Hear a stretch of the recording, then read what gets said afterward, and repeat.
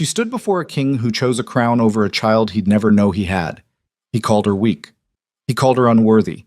He placed the royal crown on another woman's head while his true Luna carried his only heir in secret.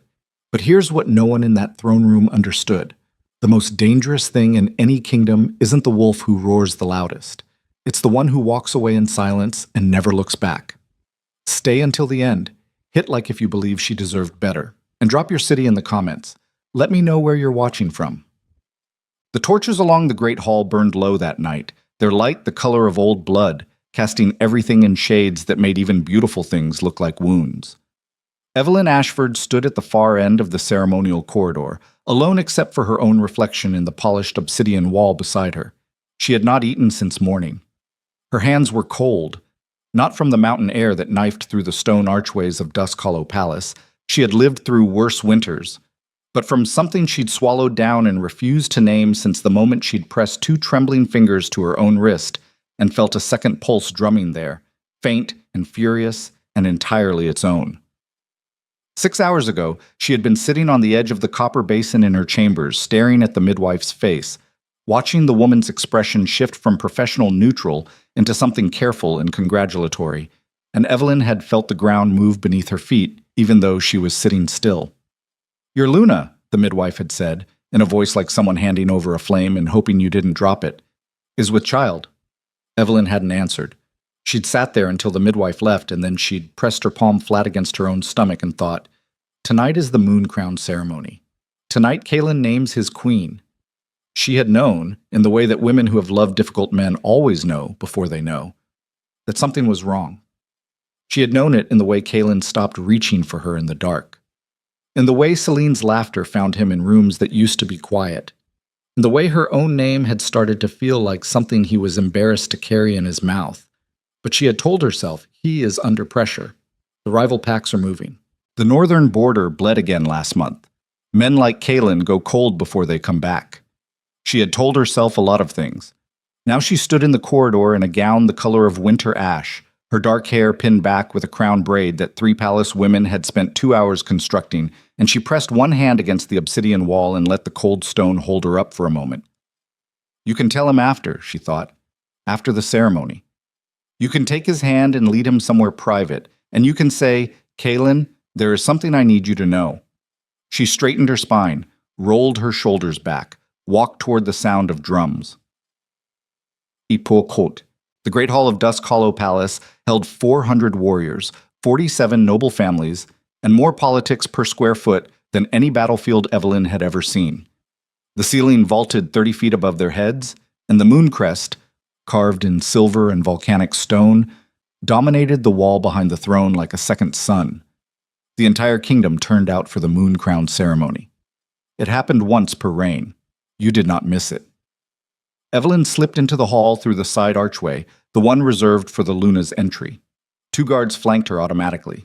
She acknowledged them with a nod and nothing else, because her throat had sealed itself shut somewhere between the corridor and this room, and she did not trust what might come out of it.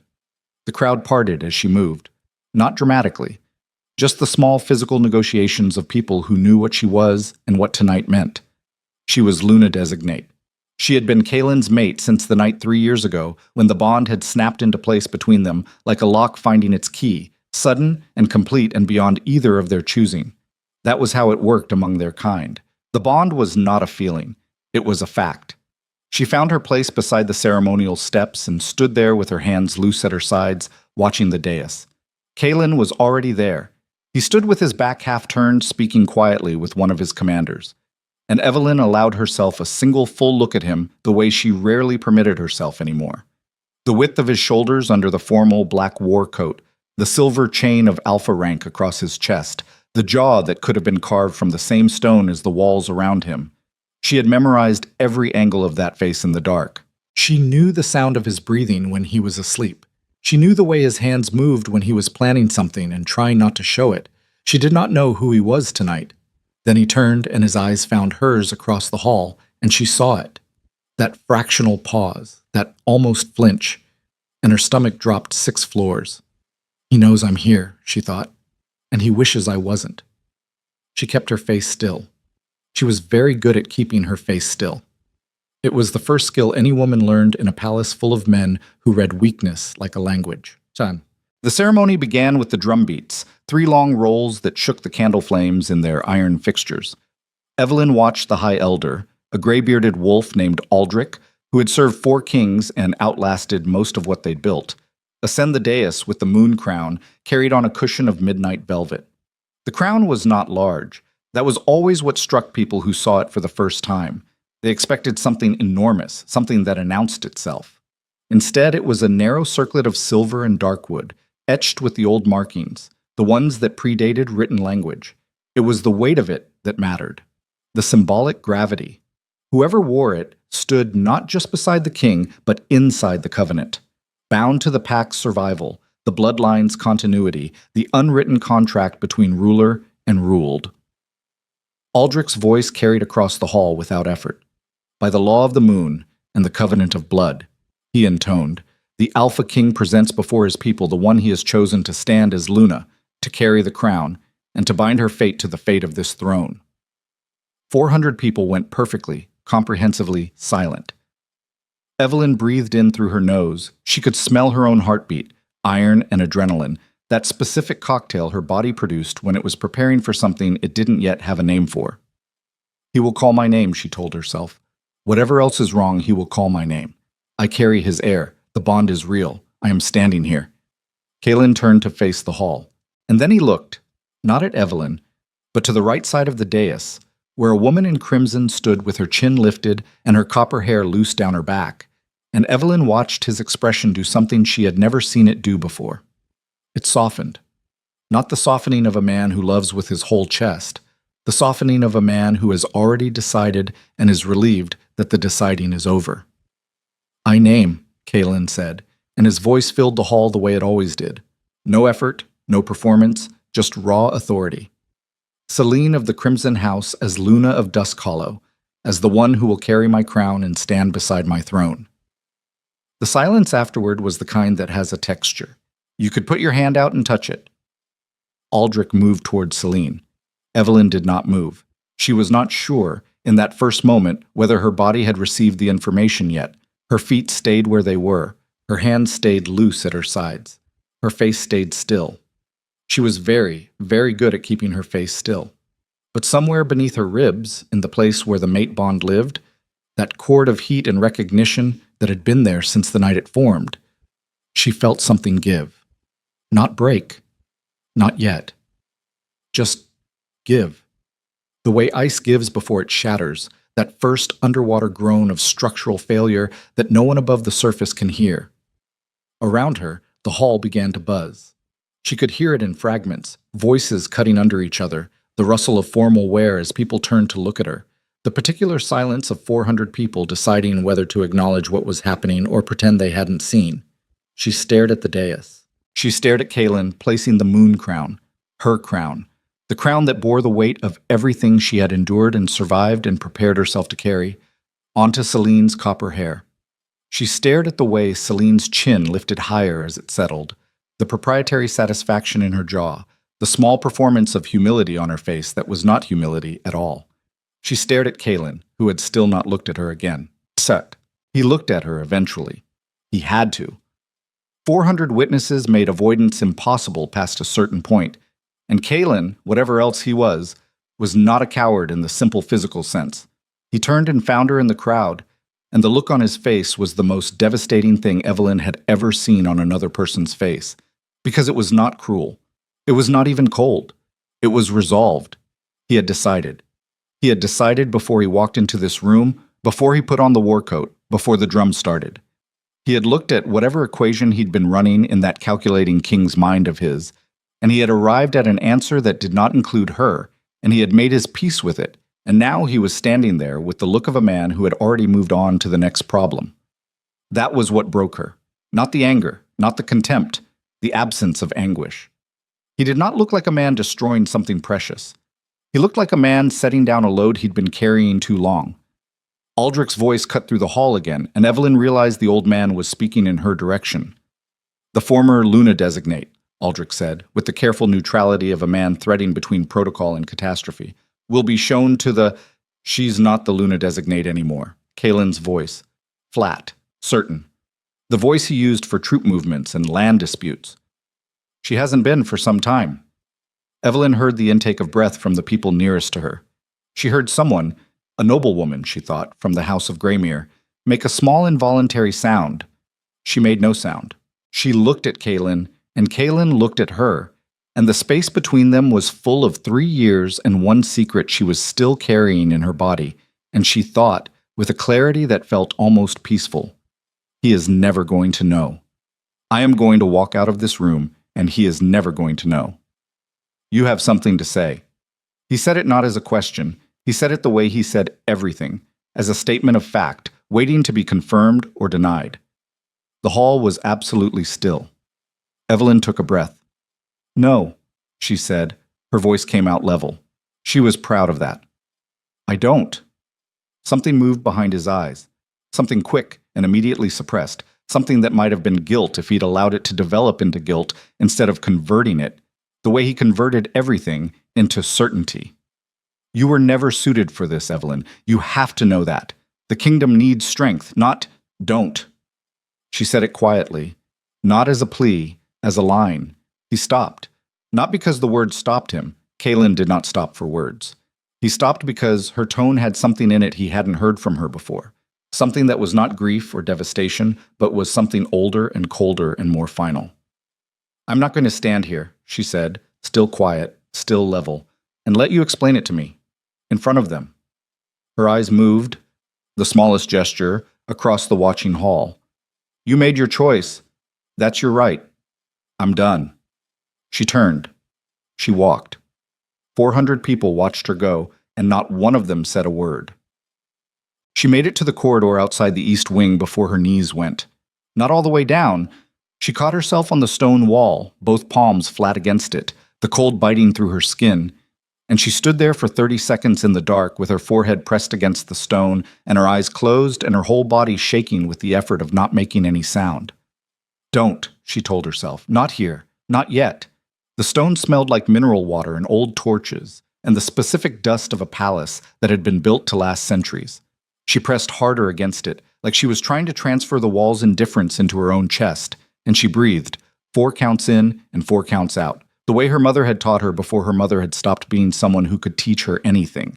The second pulse was still there, faint and furious and entirely its own. She pressed her palm flat against her stomach, over the ash-colored gown. That's you, she thought, and her voice inside her own skull came out strange. Not grief-strange, but something fiercer and raw, something she recognized after a moment as ferocity. That's you, and that's me, and we are done here. She straightened up. Her face was still dry. She registered that with dim surprise. She had not cried. She was not sure if that was strength or shock, and she decided it didn't matter. She pushed off the wall and turned down the corridor, moving now with direction and purpose, and she began doing in her mind what she'd always been good at when things collapsed. Inventory. What did she have? What did she need? How much time before Kalen's people started paying attention to where she'd gone? She cataloged quickly and without sentiment, 300 silver coins she'd squirreled into a cedar box beneath the loose floor plank in her chambers, because she'd always believed in keeping an exit she hadn't announced to anyone. She had the traveling clothes she'd brought from her home pack 3 years ago, rough spun and dark, good for mountains. She had a horse she'd been training herself for 6 months because she liked horses, and also because she trusted animals more than courts. And she pressed her palm against her stomach again, briefly. She had this. We go north, she decided. The northern packs were outside Kalen's direct authority, clustered in the mountain territories where governance was loose and grudges ran deep and strangers were left alone if they arrived without banners. She had contacts there, loose ones. The kind of contacts that came from being the daughter of a border house alpha before she'd been anything else. We go north, and we don't come back. The decision dropped into place with the clean finality of something inevitable, not the finality of surrender, the finality of choosing your own ground. She was not quiet enough. Or perhaps Mira, her personal attendant, a sharp-eyed girl from the eastern villages who had served Evelyn with a terrifying efficiency for 2 years, had simply been watching the corridor. Mira appeared from the shadows beside Evelyn's chamber door with the particular silent quality of someone who had been waiting. My lady. The title came out careful, loaded. Don't, Evelyn said for the second time in one night. I heard. Mira's voice was flat and careful and very controlled. Everyone heard. Then you know I'm busy. You're packing. Mira said it not as an accusation, but as a fact she was laying down to establish that she wasn't being misled. Evelyn pushed open her chamber door and Mira followed her inside without waiting for permission, which was typical of Mira, and Evelyn had never once objected because she'd always valued the girl's lack of ceremony more than she'd valued her own privacy. The chamber was as she'd left it, firelight, the copper basin, the cedar box under the floor plank. She went to the wardrobe first. Where? Mira asked. North. The mountain territories. A beat. Alone. Yes. Mira was quiet for a moment. Evelyn could hear her thinking. The specific quality of Mira's silences had always been audible, dense with calculation. You're not just leaving because of tonight, Mira said finally. Evelyn pulled the rough-spun riding clothes from the back of the wardrobe, the ones she'd buried under formal gowns and never worn since she'd arrived in this palace. They smelled faintly of cedar and the old life she'd come from. No, she said. I'm not. She heard Mira's breath change, not dramatically, just that small adjustment that meant the girl had added something up and arrived at an answer. Mira was perceptive in ways that sometimes felt supernatural and were probably just the result of watching powerful people closely for years. How long? Mira asked. Evelyn looked at her. The firelight was warm and Mira's face was 22 years old and entirely without guile, and Evelyn felt a sudden fierce tenderness that she immediately compressed down into something workable. I don't know, she said. Early enough that there's nothing to show yet. Mira nodded, not stunned, not horrified, just absorbing it, the way she absorbed everything, with that particular practical grace. Then she said, Does he... No. Are you going to... No. Mira was quiet. He called me weak, Evelyn said. She wasn't sure why she said it. She'd been so careful, all night, about what came out of her mouth. Maybe it was the chamber, the familiarity of it, the small privacy. In front of 47 noble houses and 400 warriors, he said I was unworthy of carrying the future of the throne. Her voice stayed level. So I'm going to carry the future of the throne out of here in my own body, and he is never going to know. The fire popped. Shadows moved. Mira walked to the wardrobe, opened the bottom drawer, and began methodically selecting items with the focused efficiency of someone doing the most important thing they've ever done. I'm coming with you, she said. No. Yes. Mira. You'll need someone who can talk to midwives without panicking. The girl didn't look up from the drawer. You'll need someone who can source food and blankets in mountain packs without asking questions that draw attention. And you'll need... She paused, something stiffening in her shoulder, something that was not quite grief but was adjacent to it. You'll need someone. As Evelyn stood in the center of her chamber in the ash-colored gown that 3 women had spent 2 hours constructing, and she looked at this girl who had appeared in her life as a servant and become something she didn't have a clean word for, and she said, If you come with me, you give up everything you have here. What do I have here? Mira said it without inflection, not a question. Evelyn didn't answer. Because Mira's family was 3 days' ride east and Mira had been sent to palace service at 15, and the palace had been her world for 7 years, and if Kaelin ever decided to use her as leverage... Get the cedar box, Evelyn said, under the south floor plank. Mira moved. They left before the ceremony fires had burned down to coal. Evelyn wrote one note. Not to Kaelin. She had nothing to say to Kaelin, nothing that would survive the journey from her chest to paper without becoming something she was not ready to become. She wrote to Aldrich, the High Elder who had performed 4 ceremonies and outlasted 4 kings, who had looked at her tonight with an expression she'd read as carefully maintained neutrality and now reread, from the distance of a horse's back in a dark mountain road, as something that might have been apology. The note said only, What you witnessed tonight was not a beginning. It was a consequence. The wolves who rule by pride instead of covenant do not build kingdoms. They burn them. She folded it once and left it on the empty bed, pinned beneath her wedding ring, which she set down with the deliberateness of someone completing a transaction. Then she and Mira rode north into the dark. Oh, she did not look back at the palace. She told herself it was because looking back was a waste of time and motion, and in the mountain dark with no escort and a horse under her that she'd trained herself and a body that was quietly remaking itself around a second heartbeat, efficiency was survival. She told herself that. But the truth she pressed down and labeled and stored away somewhere she could get to later if she needed to, the way she'd always handled the truths that were too large for immediate use, was that she was afraid if she looked back at those torch-lit towers, she would feel something that would make North impossible. That she would feel the mate bond pulling like a fishhook through the sternum, the way it sometimes did when she'd been too long away from him. And she would turn the horse and go back, and she would tell him, and she would watch him do the calculation, and she would see on his face whether a child was an inconvenience or a revelation, and she was not ready for either answer. She kept her eyes on the road. The mountains at night were black and massive and entirely indifferent. The cold came down off them in waves that got into the gaps of her riding coat and reminded her body that comfort was a borrowed thing, available only in territories you'd fought to secure.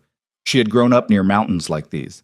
She knew what they asked of you, everything they said, pay everything and we might let you pass. How fast can we ride before you need to stop? Mira asked, from half a length behind her. Same pace as you, Evelyn said. That's not an answer. I'm fine. You've been fine for about 6 hours in a row now, Mira said, with the particular dryness she deployed when she was worried and didn't want to be obvious about it. That's a very long time to be fine. Mira, my lady, ride. They rode. 3 miles out from the palace gates, the road curved northeast, and the last of Dusk Hollow's lights dropped below the ridgeline, and Evelyn felt the precise moment when the mate bond stretched thin, the way it went from warm to taut to something that vibrated at a frequency just below pain, like a string pulled past its proper tension. She breathed through it. It would ease when the distance became real distance, when enough miles got between her and the palace. She knew how the bond worked. She'd studied it the way she'd studied everything she hadn't chosen but had been given, carefully, without sentimentality, to understand its limits. The bond could not compel her. It could not command her back. It was not a leash, whatever Kaylin might have preferred. It was a signal. And right now, the signal was screaming because she was moving in the wrong direction from everything it had been oriented toward for 3 years. Good, she thought, with a savagery that surprised her. Scream. She pressed her palm flat against her stomach, one quick touch, a check-in. Still there. Both pulses. We're moving, she told the second one silently. We're going north. It's cold, and it's going to get worse before it gets better. She thought she felt something.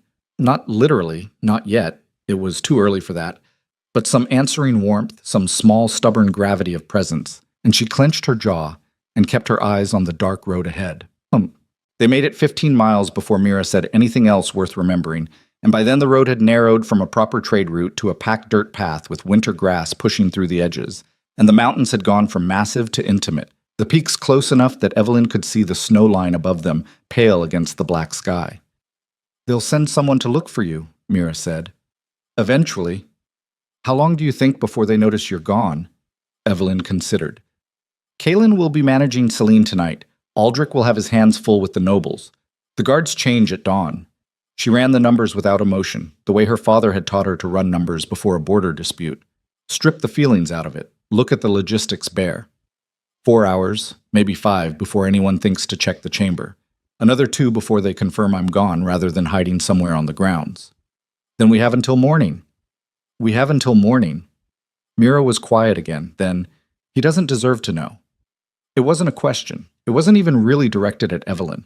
It had the quality of something the girl was saying out loud to hear whether she believed it. Evelyn didn't answer, because that was the question that could hollow her out if she let it breathe, and she couldn't afford to be hollow. Not tonight. Not with this road and these mountains and everything that came after. Whether Kaylin deserved to know was not the point. The point was what knowing would mean. The point was that a child born to the throne of Dusk Hollow was a political fact as much as a human one. The point was that Celine, copper-haired, calculating Celine, who had been angling for the crown for longer than anyone had been watching, would understand immediately what an heir meant for her new position. The point was that the safest child in the world was the one no one knew existed. Especially, she thought, Not the man who just taught me exactly how expendable love is when power calls.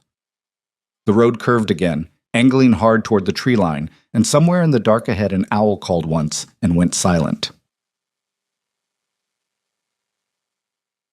She was 2 miles from the first mountain pass when she heard the sound. She heard it before Mira did. That was the wolf in her, the instinct that ran beneath the thinking and the planning and the grief, the animal layer that registered threat as a physical sensation before the mind could name it. She heard the hoofbeats, not coming from behind her from the palace road, coming from the side, from the eastern tree line, where no road ran and no honest traveler went. Her horse shied. She brought it under control with her knees and her weight, automatic and wordless, and in the same motion her hand went to the short blade she wore strapped beneath her riding coat, the one Kaelin had never known about because she'd never told him, because she'd always believed in keeping an exit she hadn't announced to anyone. "Mira." Her voice came out quiet and hard. "Stop your horse." Mira stopped. The tree line was 30 feet to the east. The hoofbeats had stopped when she stopped, which meant whoever it was had been matching her pace, not approaching. Paralleling. Watching, she thought. Following. Her mind ran the possibilities fast. A patrol? Kaelin's people wouldn't have reached her yet, not on this road, not this quickly, unless someone had already known she would leave tonight, unless someone had been watching her specifically, not as a consequence of her departure, but before it. Celine. The thought landed with the cold weight of something she should have seen coming. She pressed her heels into her horse's flanks, and the animal surged forward, and behind her she heard Mira's horse follow, and from the tree line she heard the hoofbeats resume, no longer matching her pace. Closing. She rode harder. 3 riders broke from the trees, and even in the darkness she could see the red mark on the lead rider's wrist. Not a house crest, not a military insignia, but the crimson mark, Celine's personal sigil, the one her private guard wore. She sent them before the ceremony was over, Evelyn realized. She didn't know I was leaving. She was going to do this regardless. The lead rider raised something, and Evelyn dropped flat against her horse's neck, and the sound that cracked through the mountain dark was not hoofbeats or wind, but something smaller and more precise, and she heard Mira shout her name, and Evelyn's horse screamed and went down. She hit the ground hard, shoulder first, and rolled the way her father had drilled into her on the training fields of her home pack, and came up bleeding from her palm and breathing hard and already moving, because the ground was not a place you stayed, not when there were 3 riders and only 2 of you. She got her feet under her, she got her blade out, and in the cold mountain dark, 3 miles from a palace that no longer held anything she was going back to, Evelyn Ashford looked at the 3 figures closing in on her through the dark. Not soldiers, not a search party, but assassins wearing the mark of the woman who now wore her crown, and understood, with the absolute clarity of an animal backed against a cliff face, that Celine had never wanted the throne alone. She wanted the only thing that could ever threaten it gone first. The horse was still screaming when Evelyn got to her feet. Not a death sound. She registered that in the first half-second the animal's leg was down, but the panic in its voice was pain and shock, not the final quiet that came after. She filed that away because she was a practical woman and a horse was a living tool and tools mattered. But she filed it behind the more urgent information, which was that 3 riders had closed to 20 feet and the lead one was already off his mount with a blade in his hand. She knew what she was looking at. She'd grown up watching her father train his border guards. These were not soldiers following orders. Soldiers had posture, hesitation, the specific reluctance of men who killed because they were told to. These 3 moved the way men moved when killing was their actual work. Economical, unhurried, already calculating exits. Celine planned this before the ceremony ended, she thought again, and the thought had a different texture now that she was standing in road dirt with blood running off her palm. Which means she planned it before she knew I'd run. That meant this wasn't a response, it was a standing order. Find the Luna designate, make sure she stops being a problem. She'd underestimated how much Celine had thought ahead. That was the last time she'd make that mistake. The lead man was maybe 6 feet, broad through the chest, and he held his blade low and easy, the grip of someone who'd done this enough times that nerves were no longer part of the equation. He looked at her the way people looked at administrative tasks. "Come quiet," he said. His accent was South Border. "Less mess." "Where's the fun in that?" Evelyn said. He moved. She had been trained by her father, who had believed very strongly that a border house alpha's daughter should be able to bleed a man before he expected it. She was smaller than this man by about 80 pounds, and she knew it and she used it, going under his first swing instead of trying to meet it, getting inside his reach where the blade was useless, and she wasn't, and she put her shorter blade into the meat of his forearm before he could adjust. He didn't go down. She hadn't expected him to. She'd expected him to be angry, and he was, and she was already moving. "Mira," she called without looking back. "Tree line, go!" "I'm not—" That was not a request. She heard Mira's horse moving, and she did not have time to track whether it was moving in the right direction because the second rider was off his horse now, and the first man was angry and bleeding and reconsidering the pace of this. 2 against 1. She'd had worse odds in training, never in the field. "You've never been in the field," some honest part of her said. "You are now," she answered. Hummucked. She bought herself 90 seconds by being fast and dirty and completely uninterested in anything except not dying, and at the end of 90 seconds she had a cut along her left forearm that she wasn't thinking about yet, and the first man had stopped chasing her because she'd taken his knee, and the second man was between her and the trees, and the third was still mounted. The mounted one was the problem. A mounted fighter against a woman on foot in mountain dark was not a fight. It was a conclusion. She heard hoofbeats from the tree line, not the third rider, different cadence, and then a sound that was specifically the sound of something large and heavy connecting with something else large and heavy, and she spun to see the third rider's horse rearing, spooked by something in the dark. A voice came from the trees. "You want to keep going, or you want to take the deal?" Male. Low. The accent was northern, not Dusk Hollow north, but the farther north, the mountain pack north, where the consonants got harder and the vowels dried out. The mounted rider brought his horse under control and turned toward the voice. "Who the hells are you?" "Someone who watched you follow these women for 4 miles and thought you looked lost." A pause. "I'll take that as no deal." What came next happened fast. She heard movement in the dark that she couldn't fully track, heard the third rider curse in a high-pitched way that suggested pain, and then the man was on the ground and his horse was gone, and the 2 on foot were looking at the trees with the specific recalculation of men who had decided this job was no longer worth the wage. The one she'd cut in the arm made the decision first. He grabbed the second man's sleeve and pulled, and they moved south at a pace that was not quite running, because running was an acknowledgement of fear, and these men didn't acknowledge fear, but it was rapid and it was not toward her. She stood in the road with blood on her arm and dirt on her gown, and her blade in her hand, and she breathed. 4 counts in, 4 counts out. From the trees, the sound of someone on foot moving toward her, unhurried. Her blade stayed up. A man stepped onto the road. He was tall, not Kalen's cathedral wall breadth, but the lean, deliberate height of someone who'd grown up in altitude, where everything was harder and the bodies that survived were the ones that wasted nothing. Dark clothing. No insignia she recognized.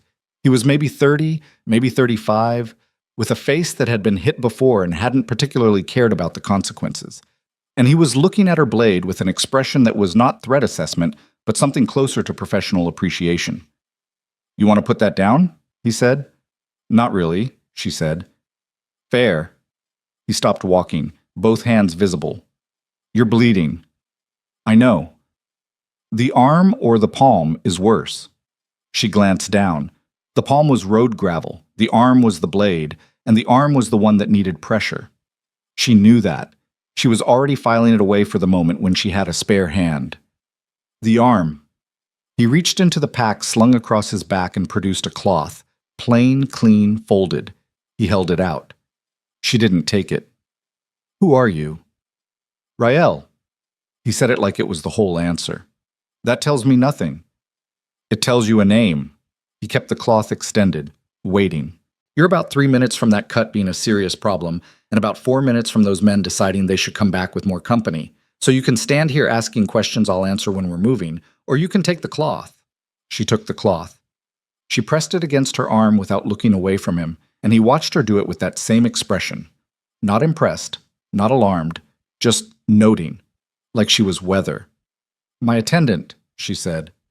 "In the trees. She's fine." She rode east like you told her, which was the wrong direction, but east of here is a wide, flat shelf and nothing to run into. He tilted his head. "She didn't go far. She's watching from that ridge." He pointed without looking, and from the dark of the ridge she heard Mira's horse shift and blow. She exhaled. Not all the way. You didn't exhale all the way when you were still in the open. You followed us from the road, she said. I was on the road first. You followed me, technically. Something moved near his mouth that was almost a smile and decided not to commit. I've been coming down from the northern pass, saw 3 riders split off the main road about a mile back and start paralleling you in the trees. Didn't like the look of it. Why? He looked at her. Why what? Why does it matter to you what happens to 2 women on a mountain road at night? The not quite smile again. Ask a simpler question. She stared at him. He stared back. The mountain wind moved between them and the cold was serious now. The altitude cold that got into joints and made decisions for you if you stood still long enough. Those men, she said, they'll come back. Yes. So we need to move. That's what I've been saying. I'm not going anywhere with a man I don't know. Then go somewhere without me. He picked up his own pack from where he'd set it down, slung it back across his shoulder. There's a trail half a mile north that cuts through the lower pass. Takes 2 hours on foot, 1 on horseback. There's a settlement on the other side, Mom, not one of the crowns, where they don't ask last names and they charge fairly for a room and a meal. He looked at her arm. And where there's a woman who knows how to close a cut without leaving anything that'll go bad. He turned and started walking north. He did not look back. She watched him for 5 seconds. The cloth was already soaking through. Her horse was still down, still breathing, leg folded under her in the road. She would have to leave the animal, and she hated it, but she would have to, because a horse with a bad leg in mountain dark was a liability she couldn't carry. She could hear Mira picking her way down from the ridge. You don't know this man, she thought. You don't know where he came from, or who sent him, or whether this is a different kind of trap. You also have a cut that needs closing, no horse, 2 women alone on a mountain road, and assassins regrouping somewhere behind you. Celine's people know which road you took. She looked at Mira, who had appeared at her shoulder with her face carefully neutral in the way it went neutral when Mira had strong opinions she was keeping to herself. Well, Evelyn said. He hit 3 armed men in the dark and none of them stayed to argue, Mira said. That's either very good at his job or very lucky. Which do you think? Mira watched the retreating figure on the road ahead. Not lucky, she said. Evelyn started walking. Pochante. His name was Rael, and he volunteered nothing beyond it, which she respected in the specific way she respected anything that didn't waste her time. He walked at a pace that was fast enough to cover ground and slow enough that she could keep up without showing effort, and she noticed the calibration of it, and filed it away in the growing folder of things about him she didn't yet have context for. Mira rode. Evelyn walked beside the horse and kept pressure on her arm and thought. The settlement materialized out of the dark after 90 minutes. Not a town, more a collection of structures that had agreed to be near each other, built into the base of a rock shelf the way things built in survival territory always were. Low profile, defensible, no banners. The kind of place that existed because kingdoms needed edges, and at the edges people needed places to put themselves that the kingdom couldn't easily find. She had grown up knowing such places existed. She had never been in one. A woman met them at the outer ring. 50s, gray-streaked hair, eyes that had the particular sharpness of someone who'd been reading strangers for decades and trusted the reading. Rael, the woman said. Sona. He tilted his head toward Evelyn. Arm needs closing. Sona looked at Evelyn with the direct impersonal assessment of a field medic, eyes going immediately to the cloth-wrapped arm. Inside, she said. To Rael. You staying? Hour, he said. Then I need to be moving. Sona took Evelyn to a back room that smelled of pine resin and dried herb, and she cleaned the cut with something that bit hard, and did not apologize for it, and she closed it with a needle and thread while Evelyn sat on a wooden stool and kept her breathing even. The cut was clean.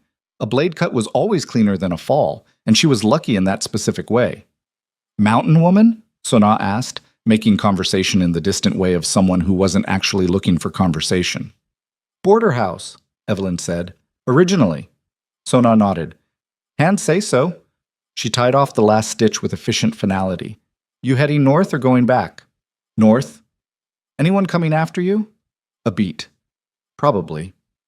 Sona looked at her for the first time with something like direct attention. Crown business? Not anymore, Evelyn said. The woman sat back, regarding her with those experienced eyes, and Evelyn felt the assessment happening and didn't try to manage it. She was too tired to manage anything except the next necessary thing, and the next necessary thing was not this woman's opinion of her situation. "There's a pack 3 days north," Sona said finally. "The Iron Veil. They don't run under any crown, and they don't turn away women who come alone if the women can pull their own weight." She paused. "You look like someone who can pull weight." "I can." Sona nodded once and stood up. "Food's at the main table. Sleep if you can, leave before light if you're worried about company. Hot." She found Rael outside, sitting on a low wall with his back against the rock shelf and his eyes on the northern road. He had food, bread and dried meat, and he held a second portion out to her when she sat down nearby. She took it without ceremony. They ate in silence for a while. The mountain dark was complete now, the settlement's few lights absorbed by the scale of everything above and around them, and the cold had settled in for the long portion of the night. "The Crimson House," Rael said. She looked at him. "The mark on those men's wrists," he said. "That's Celine's personal guard." She was quiet. "You came from Dusk Hollow tonight," he said. Not a question. "Yes." Mooncrown ceremony. She took a breath. "Yes." He nodded slowly, like something had confirmed itself. He didn't press. He sat with the information the way he sat with everything, apparently, without urgency, without performance. "She had that order standing," Evelyn said. The words came out quieter than she'd intended, and she didn't bother pulling them back. "Before tonight. She sent them before she even had the crown on her head." She looked at her hands. "She wasn't securing a position. She was eliminating a threat." "That's usually what securing a position looks like," Rael said. She turned that over. He was right, and the rightness of it was clarifying in a cold way. It told her something about Celine she'd been partially seeing for months, and now saw whole. Celine had never been playing a love story. She'd been playing a war, and Evelyn had been reading it as the wrong genre. "You know what she's afraid of," Rael said. "An heir," Evelyn said. The word fell out of her before she thought about whether she was saying it, and she heard it land in the night air and knew immediately she'd said too much. She felt Rael go still beside her, not dramatically. Just the specific quality of a man who had been relaxed and was now paying a different kind of attention. She did not look at him. "That's why she wanted you gone before morning," he said. Slow, working it out. "Not because of the ceremony, because if the Alpha King ever—" He stopped. The silence between them had a shape. She kept her eyes on the dark road north and did not confirm or deny anything, and he let her not confirm it, and that silence was the first real trust that passed between them. The understanding that she had said enough, and he was not going to push past it. "The Iron Veil Pack," she said. "Sona mentioned them." "I know them." A pause. "I can get you there." "Why?" He looked at her. In the dark, his face was all angle and shadow, difficult to read. "Because those men are going to come back with more company, and 3 days on mountain roads alone with a cut arm and one horse isn't a plan." "And what do you get out of it?" "I'm going that direction anyway." "That's not an answer." "It's the only one I've got right now." He stood up, brushing breadcrumbs off his coat with the lack of ceremony of a man who is already thinking about the next mile. "You don't have to trust me. You just have to make a decision." She stood up. She looked north, where the mountains went black into blacker, and the road disappeared into the kind of dark that was not emptiness but density. Territory that had its own rules and its own costs, and would charge both regardless of whether she was ready to pay. She pressed her palm flat against her stomach, one quick touch, private and certain. "We keep moving," she told the second heartbeat. She looked at Rael. "Dawn," she said. "We leave at dawn." He nodded. No ceremony. He turned toward the settlement. She stayed a moment longer in the cold, looking south. Not at the palace, she couldn't see the palace, but at the road she'd come from, the road that was now almost certainly carrying men who were carrying Celine's orders, and her particular brand of thorough. 3 days to the Iron Veil Pack. A wound that needed to stay clean. A secret that was getting harder to carry alone. And somewhere behind her, in the palace that had stopped being hers before she'd finished understanding it was gone, the moon crown sat on a woman's head, and the throne sat waiting. And the man who'd put her here had no idea that the one thing that could never be taken from him was already gone. Riding north in the dark in the body of the woman he'd called weak in front of 47 noble houses and 400 wolves. He'll know eventually, she thought. When he does, it won't be because I told him. She turned north and went inside.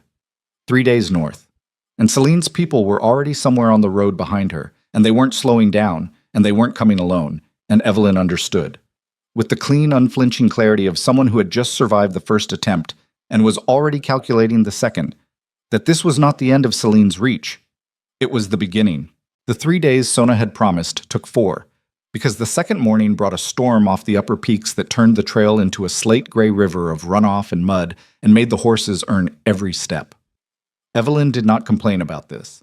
She had grown up in border house winters, and she understood that the mountain did not negotiate, and she had spent enough of her life in places that would not bend for her comfort that she'd stopped expecting them to. She put her head down, and she walked when the footing was bad, and she rode when it wasn't, and she kept her hand away from the cut on her arm, except to check it, and she watched Rael. That was the thing she could not stop doing, watching him. Not because he was remarkable to look at, though he was, in the way that functional things were, the way a good blade or a well-built bridge was, without ornament and none needed. She watched him because she was trying to read him and could not, and she had always been able to read people. It was the skill her father had valued most in her, and the one that had failed her most completely in the months before the ceremony, and she was not going to let it fail her again. Rael moved through the mountain like someone who had an arrangement with it.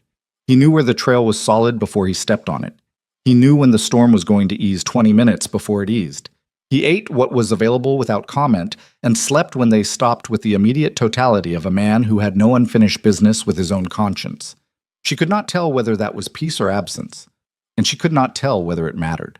On the third night, with the settlement a half-day behind them and the Iron Veil territory a half-day ahead, they made camp in the shelter of a granite overhang, and Mira fell asleep within minutes the way the young and pragmatic could, boneless and immediate, and Evelyn sat by the low fire with her arm propped on her knee and her eyes on the dark. "You keep waiting for the other problem," Rael said. She looked at him across the fire. "I keep waiting because there's always another problem." "Not always. In my experience." He was quiet for a moment, feeding a thin branch into the fire with the patience of someone who understood small economies. "How long were you at Dusk Hollow?" 3 years. "And before that?" "My father's house. The Ashford borderlands." She paused. "East Ridge territory." He nodded, and she saw something in the nod that was more than acknowledgement, something like familiarity. "I know the East Ridge.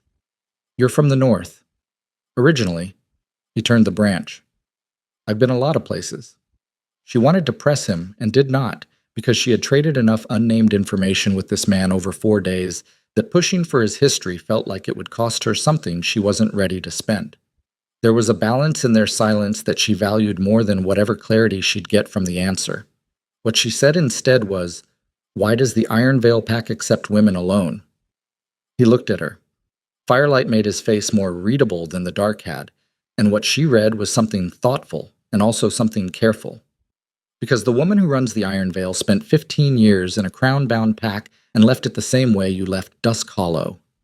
A beat. "At night," Evelyn said. "At night," he confirmed. She built what she wanted instead of fighting for what wouldn't hold her. Now she runs the most stable independent territory in the Northern Range. He paused. She doesn't like crown wolves, but she respects ones who've decided to stop being crown wolves. Evelyn turned that over. The fire was very small and very warm in the specific way of fires in cold places, disproportionate in their comfort, making the darkness around them heavier by contrast. "She'll ask who I am," Evelyn said. "She'll ask who you were," Rael said. "There's a difference." She pressed her palm flat against her stomach once under cover of adjusting her coat. The second pulse was steady. It had been steady for 4 days, through the storm and the road and the cold and the adrenaline, and every time she checked she felt the same answering warmth, that small, stubborn gravity of presence, and she thought, "You are the most practical thing that has ever happened to me." Hold on. The Iron Veil settlement was not what she'd expected, which meant she'd been expecting the wrong things. She had constructed, from Sona's brief description and Rael's spare addition, something like the rough mountain camps she'd known from border patrols. Functional, defended, cheerless in the way of places built for endurance. What she found was a cluster of low stone buildings arranged with genuine intentionality, built into the base of a cliff face that the settlement used as a north wall, with a wide cleared ground in the center and gardens, actual gardens, brown now in late season, but structured, planned, the beds edged with flat stones, running along the southern exposure. Children. She hadn't expected children. 3 of them crossed the central ground when she and Mira and Rael rode in, ages roughly 4 to 8, moving with the loose confidence of young things in a place where they were not afraid. And one of them, the smallest, stopped and stared at Evelyn's horse with an open-mouthed reverence that made something in her chest do something she couldn't immediately categorize. A woman came out of the largest building. She was maybe 55, maybe older, with the build of someone who had been strong her whole life and had not apologized for it, and gray-silver hair cut short and practical, and eyes the specific color of deep water, that blue-gray that wasn't pretty so much as serious. She looked at Rael with the comfort of familiarity. "You're late," she said. "Storm," he said. "I know about the storm. I have eyes." She looked at Evelyn, not at her clothes, not at her wound, at her face, the direct reading of a woman who knew faces were where the real information lived. "You're from Dusk Hollow." It was not a question, so Evelyn did not treat it like one. "I was from Dusk Hollow. I'm from the East Ridge originally." "Ashford Lands." Evelyn kept her face still. "You know them." "I know most of the border houses. I've been around long enough." The woman, Evelyn had already decided this was the person who ran the Iron Veil, the one Rael had described, tilted her head fractionally. "I'm Vanna. This is my territory. You're welcome in it for as long as you need to be, with 2 conditions." "Name them." "You don't bring the Crown's problems into my walls, and you don't lie to me." Evelyn looked at her steadily. "The Crown's problems followed me 4 miles out of Dusk Hollow, and I dealt with them. Whether they stay dealt is a question of time." She paused. "And I don't lie." Vanna studied her for a long moment with those serious water-blue eyes. "No," Vanna said finally. "I don't think you do." She stepped back and gestured toward the main building. "Come inside. You need that arm looked at properly." But she stayed. Not permanently. She hadn't decided permanently. She was not someone who decided permanently about anything she hadn't yet fully understood. But she stayed through the first week, which became the first month, because the Iron Veil was something she hadn't known she was looking for. It was governed by competence. That was the thing she couldn't stop noticing, the way you noticed light after a long time in dark rooms. In Dusk Hollow, authority had been about dominance, about the performance of strength, about who could hold the most ground by force of will and willingness to spend other people's costs. In the Iron Veil, authority was quieter and more ruthless in its own way. Vanna's word was final, because she'd earned the right to have it be final, and everyone here knew the cost of what she'd built, and that knowledge ran under everything like bedrock. Evelyn worked. She offered skills before she was asked for them. Her father had raised her with the border house ethic that you paid for what you used, and she had arrived with nothing except capability and a secret. And capability was the only currency she had in any form.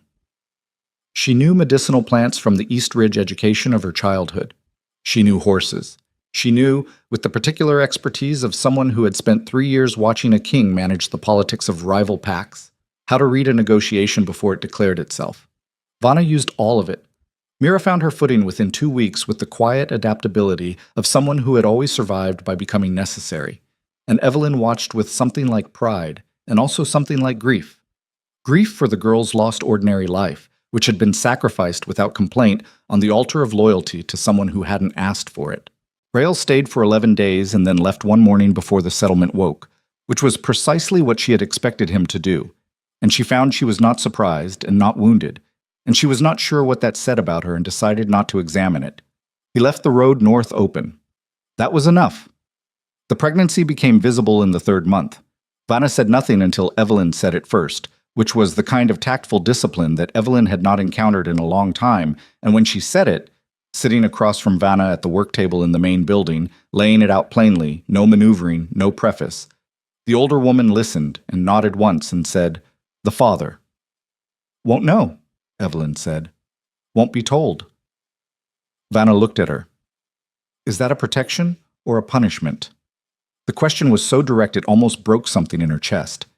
She sat with it for a moment, longer than she intended, and she said, I don't know yet. Maybe both.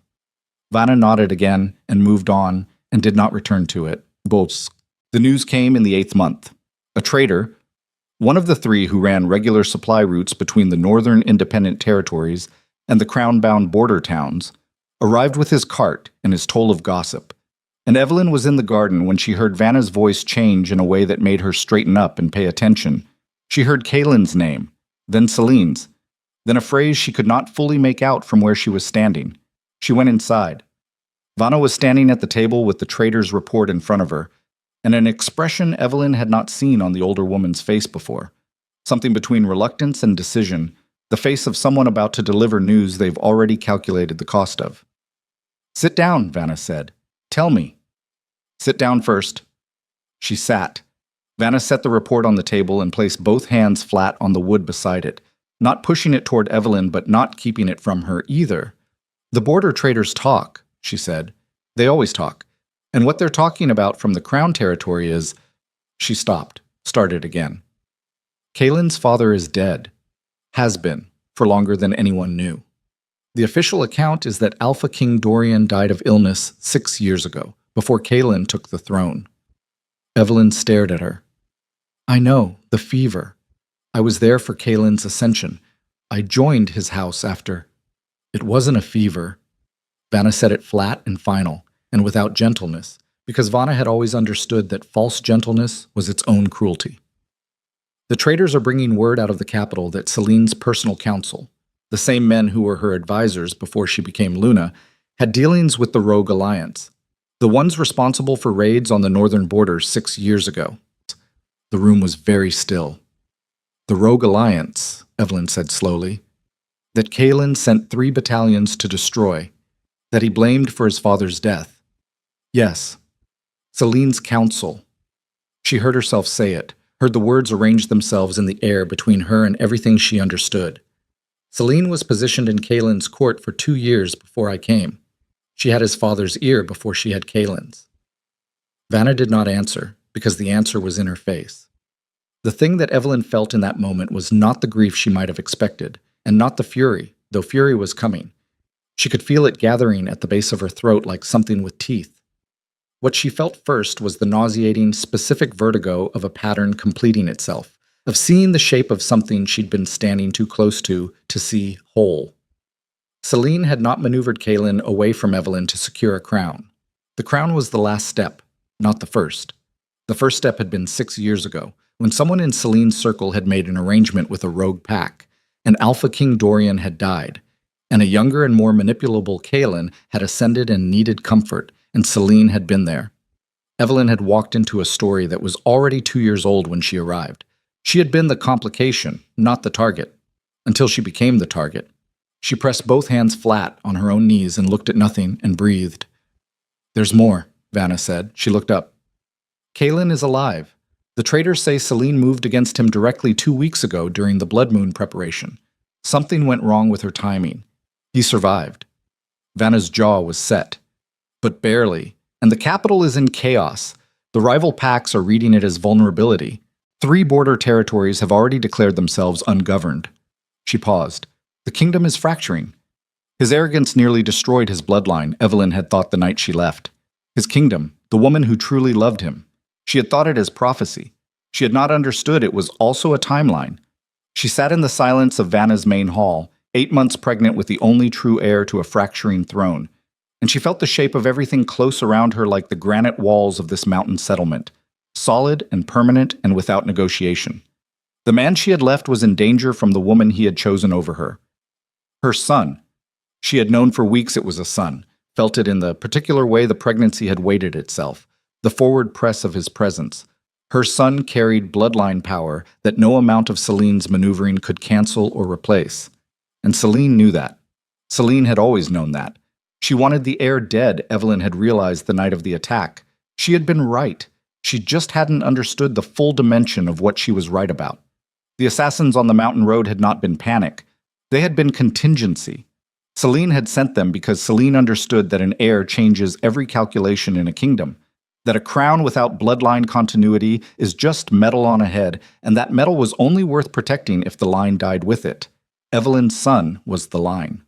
Mira appeared in the doorway from the corridor and stopped when she read the room. "What happened?" Mira said. Evelyn did not answer immediately.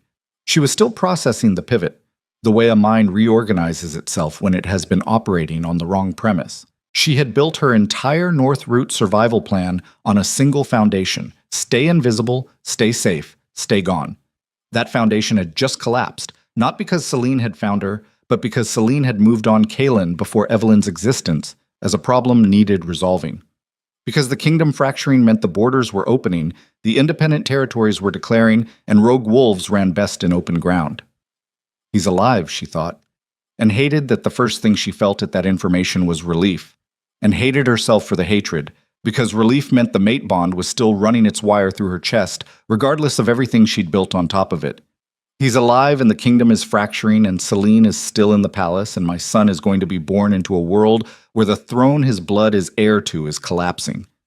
She looked down at her hands. Steady. They had been steady all night, through the road and the storm and the assassins and every quiet, terrible morning since, and they were steady now, and she looked at them like they belonged to someone she was still in the process of becoming. She had left Dusk Hollow as a woman running. She had arrived in the north as a woman surviving. She understood, with the full weight of the mountain silence around her and Vanna's careful eyes on her face and the steady second pulse beneath her own ribs, that surviving was no longer enough. She looked up at Vanna. "How long to the capital?" she said. "If I'm not hiding." Vanna went very still. "I'm not going back as what I was," Evelyn said. Her voice was level and cold and entirely her own. "I'm not going back to reclaim a title or beg a man's forgiveness or fight for a position I was thrown out of in front of 400 witnesses."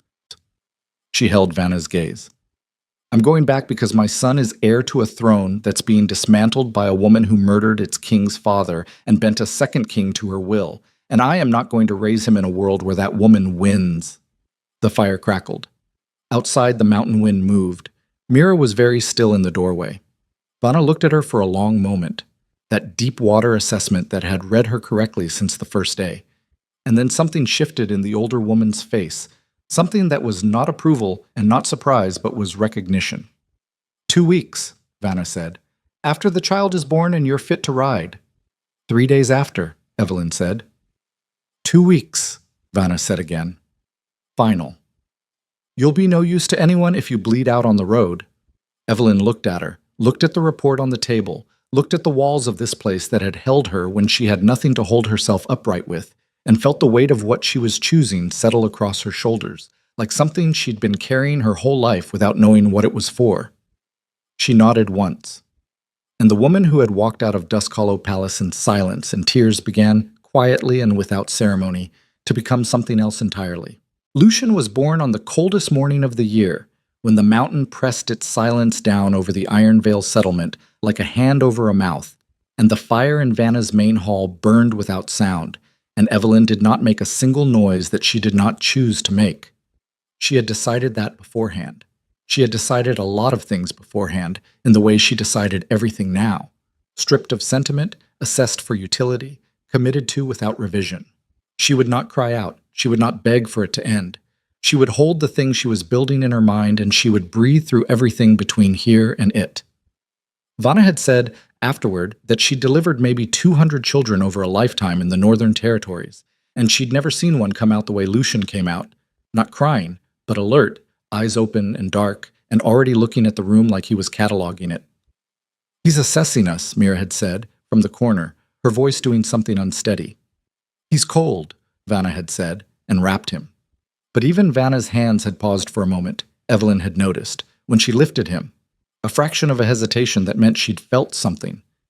That specific current that ran under his skin even then. That warmth before warmth that was not temperature. The old bloodline signature, buried in wolf genetics so deep it predated most of what called itself civilization. The alpha aura, not developed yet, not conscious, but present. Evelyn had held him and looked at his face and felt the second pulse align with her own for the first time. No longer separate, no longer interior, but there in her arms, answering. and she had allowed herself exactly one moment of something that was not strategy or survival or calculation. Then she had handed him to Mira, looked at Vanna, and said, 2 weeks. Vanna had looked back at her and had not argued. Damn. The 2 weeks passed, the way time passed when you were training for something your body did not yet know how to do, badly and fast, and with the specific ache of a self being remade. She rode every day she was fit to ride. She worked her sword arm back to readiness with the grim efficiency of someone paying a debt. And Vanna watched without comment and occasionally corrected her grip in the wordless language of someone who had done this before. She nursed Lucian in the mornings and the evenings and felt the weight of him with a ferocity she hadn't anticipated, had not anticipated how it would reorganize her entirely, not softening her the way she'd feared, but hardening her in a different direction, the way metal hardened differently depending on what it was cooled against. She wrote one letter to Rael. She did not know where he was. She gave it to the next trader heading north and trusted the network. It said, "Coming south. Dusk Hollow. Need to know what's standing and what's already fallen. If you hear this before I reach you, meet me at the Grave Isle Crossing." She folded it once and sent it, and did not wait for confirmation, because waiting for confirmation was a luxury she'd already decided she couldn't afford. On the 14th morning, she strapped Lucian against her chest in the carrier Vanna had made, tight, functional, the way everything Vanna made was tight and functional. And she looked at the main building and the gardens and the low stone walls of the place that had held her through the worst of it, and she felt the particular feeling of leaving somewhere that had been real, which was different from the feeling of leaving somewhere you had merely been. Vanna stood at the gate. "If you die on this road," Vanna said, "I will be very disappointed." "I know," Evelyn said. "The boy," Vanna said. She looked at Lucian, who was looking back at her with those dark, assessing eyes. Something crossed the older woman's face, something that might have been the closest Vanna got to tenderness. "He's going to be a problem for everyone he meets." "That's the plan," Evelyn said. Mira was already mounted. Evelyn swung up, settled Lucian's weight against her chest, and turned south. Hold on. The Grave Isle Crossing was a 3-day ride, even with good roads, and the roads were not good. The border territories that had declared themselves ungoverned had also, apparently, decided that road maintenance was the Crown's problem, and therefore no longer theirs. And the result was 2 days of trail that had been left to its own devices long enough to develop opinions about direction. She was a day out from the crossing when she started seeing the signs of what the traders had described as fracturing, and she now understood was more accurately described as dissolution. Empty border posts, a village that had pulled its gates closed and was not answering, the specific silence of a territory that had contracted into itself, drawing its edges in tight against whatever was coming. Kaelin's kingdom had been built on dominance, on the understanding that the Alpha King's authority ran from the palace to every pack within 3 days' ride in any direction, and that understanding had held because it had not been tested. Now it was being tested, and the result was the particular ugliness of power exposed as contingent. All the packs that had bent the knee because it was easier than fighting suddenly discovering they had a choice. She had watched Kaelin manage this dynamic for 3 years from the inside, and she knew exactly what he would be doing, marshalling, commanding, projecting strength even half destroyed, because men like Kaelin understood on a bone-deep level that authority was performance as much as fact, that the moment you stopped performing it, you lost it. The question was whether he still had enough of the machine intact to perform with. She was thinking about this, riding through the silence of a border post that should have had 6 guards and had none, when she heard a horse behind her. Her hand was at her blade before she turned. Rael. He looked the same. Dark clothes, no insignia, the lean altitude-built height of him familiar now in a way she hadn't anticipated, the way certain silhouettes became landscape after you've relied on them. "You're early," he said. "You got the letter fast," she said. "I was already coming south." He pulled his horse alongside hers and looked at the bundle against her chest and said nothing for a moment. Then, "Boy or girl?" "Boy," she said. He nodded. No performance, just the acknowledgement of something important. "Name?" "Lucian." Rael looked at Lucian, who looked back at him. The baby's expression was, as always, disconcertingly direct. Rael's mouth did the almost smile. "He looks like he's already decided something about me," Rael said. "He looks like that at everyone," Evelyn said. "Tell me about the capital." "But He told her while they rode, and what he told her was worse than the traitor's version, and she suspected the traitor's version had already been bad enough. Selene had moved against Kaelin at the Blood Moon Festival preparation.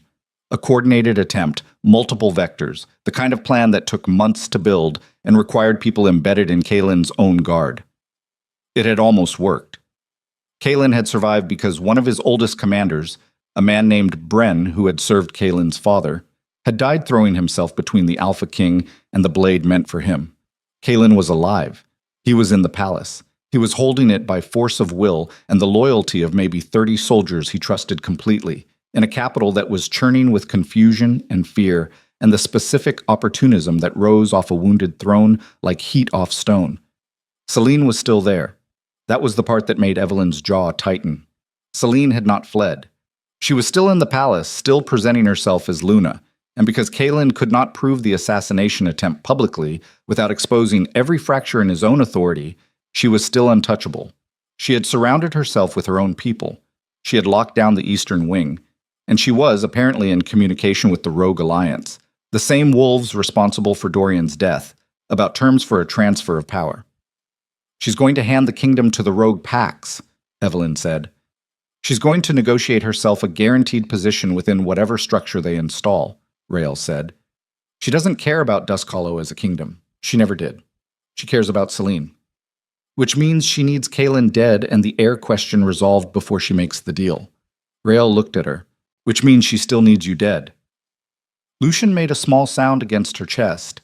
She pressed her palm flat against his back, feeling his breathing, that steady rhythm. How many people does she have in the palace? Evelyn said. 30, maybe 40 of her personal guard, plus whatever of Kaelin's forces she's managed to turn. He paused. The Rogue Alliance has scouts at the Eastern Gate. Not inside yet, but close. And Kaelin's 30? Plus Kaelin, Rael said, and something in his voice acknowledged the weight of that. That a half-destroyed Alpha King fighting for his own palace was not nothing, was in fact a considerable problem for anyone trying to take it. She processed this. The road ahead was straightening out, the border territory scrub giving way to the broader flat that preceded the Greyvile crossing, and beyond that the crown road that ran direct to Dusk Hollow, and beyond that the palace she had ridden away from in the dark with everything that mattered pressed against her body. There's something else, Rael said. She looked at him. Kaelin's been asking, he said carefully, about you. The traders heard it second and third hand, but it's been consistent. He's put word out through the northern contacts that he's looking for information about where you went. The mate bond ran its wire through her chest, that familiar signal, and she pressed it down hard. When did he start? About a month after you left. Rael paused. The night his commander Bren died, apparently, he made a statement in front of his remaining guard. Traders don't agree on the exact words, but they agree on the substance. He was watching her carefully now. He said Bren died for a throne that only had one legitimate heir, and he was going to find that heir if it was the last thing he managed. The road went under her horse's hooves, and she did not look at Rael and did not look at Lucian, and she looked instead at the Greyvale crossing coming up ahead, the wide, flat stones of it, the gray water running fast beneath. He knew, she thought. Before I came back. He figured out there was an heir, and he knew it was mine, and he's been looking. She felt something complicated move through her that she did not stop to name. She pressed it down beside the mate bond signal and kept it there. It changes nothing about why I'm going back, she said. I know, Rael said, and it changes nothing about the terms. I know that too. He was quiet for a moment. I'm coming in with you. She looked at him. You need someone who knows the palace layout who isn't already tracked by Selene's people, he said. I've been through Dusk Hollow twice in the last 6 months. I know which gates are still Kaelin's. She looked at him long enough to read him. That face she'd been reading for months now, the one she still could not fully decode but had come to trust in the specific way you trusted a road that had held your weight before. He was not offering protection, he was offering function. There was a difference, and he knew she knew it. Which gate? She said. Western postern, he said. Kaelin's man on the third watch. She nodded. They crossed the Greyvale as the sun dropped and rode hard for Dusk Hollow. The capital at night was nothing like the capital she had left. She had expected the palace to look the same. She had not expected to be affected by it looking the same. Those torchlit towers against the dark mountain sky, the moon crest visible on the outer wall even at distance, and she was briefly, savagely angry at herself for the 2 seconds of recognition that ran through her before she shut it down. This is not coming home, she told herself. This is coming back. There is a difference. Rael brought them to the western postern with the confidence of someone who had memorized a route rather than traveled it, and the man at the gate, a compact wolf with a scar across his jaw and the eyes of someone who'd been sleeping in armor for weeks, took one look at Rael and stepped back. "She's with me," Rael said.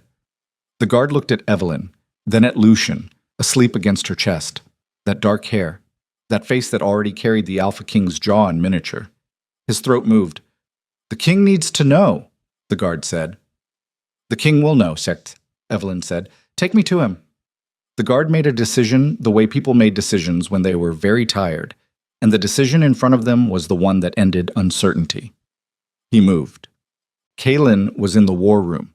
She heard him before she saw him. That voice, filling the space between stone walls the way it had always filled every space he occupied, and she felt the mate bond pull with a force she hadn't been ready for, close range and immediate, and she clenched every muscle she had and walked through the door. He had his back to her. He was standing over a map table with 2 men she didn't recognize flanking him, pointing at something in the eastern section.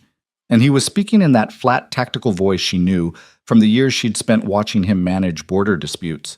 And he looked. She took him in fast, the way you took in everything fast when there might not be another chance.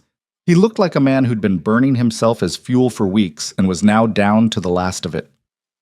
The shoulder was wrong. Something in the set of it, a hitch in how he was carrying his weight, the residue of an injury that hadn't finished healing. His hair was longer than she'd seen it. There was a cut above his left eye that was recent enough to still be livid. He was still standing. She registered that. She also registered the moment he smelled her. He went completely still. The men beside him looked up because the Alpha King had stopped moving in the middle of a sentence, and Alphas did not stop in the middle of sentences.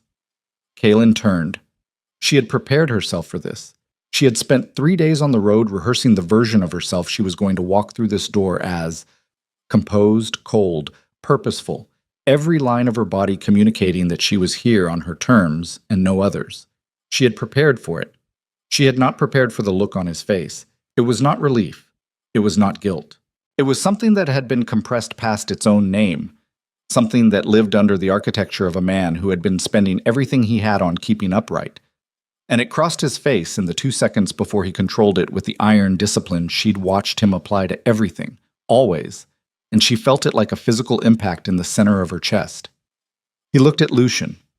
He looked at the child sleeping against her chest, at the dark hair and the jaw that was Kaelin's jaw and the hands curled small at the edge of the carrier that were Evelyn's hands scaled down, and she watched him understand, watched the calculation complete itself in real time across his face, the way you watched a building's structural failure move from crack to collapse, sequential and inevitable.